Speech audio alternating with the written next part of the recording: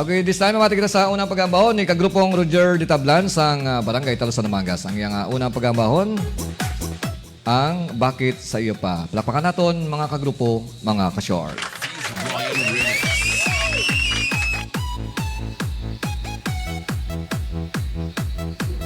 So wala pa akong makakanta, ginatamiyaw ko da sa Binikwil Kabangkalan mga pamilya da nga Gatok kag Fernandez. Ari kami di sa Dumangas nga harana. Mati lang ko da.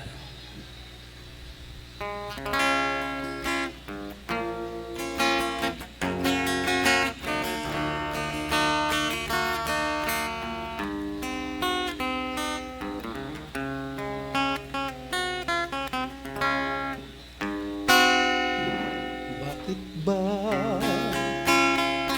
tayo'y nagkakilala?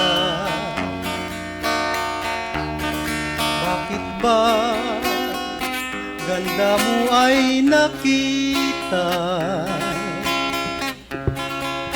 Bakit ka pa napamahal sa akin? Kundi rin lang kita makakapiling. Sa'yo pa nagising ang damdamin. Sa'yo ba puso ko'y nahalin? Sa'yo na hindi na malaya. Sa'yo pa na bawal mahalin. Tamis ng ngiti mo'y at lagi nang hinahanap. Sigaw ng puso't tanging ikaw. Ngunit hindi dapat at wala kong lakas upang ibigin ka hanggang wakas. Sa'yo pa nagising ang damdamin. Sa'yo pa puso ko'y nahalin. Sa'yo na hindi na malaya. Sa'yo pa na bawal mahalin. Tamis ng ngiti mo'y at lagi na hinahanap. Sigaw ng puso't tanging ikaw.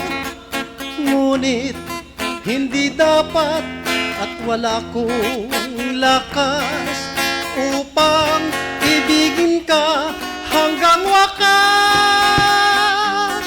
Sa'yo pa nagising ang damdamin. Sa'yo pa puso ko'y nalim. Sa'yo na hindi na malaya. Sa'yo pa na bawal mahalin. Sa'yo na hindi na malaya. Sa'yo pa na bawal mahalin. Thank you.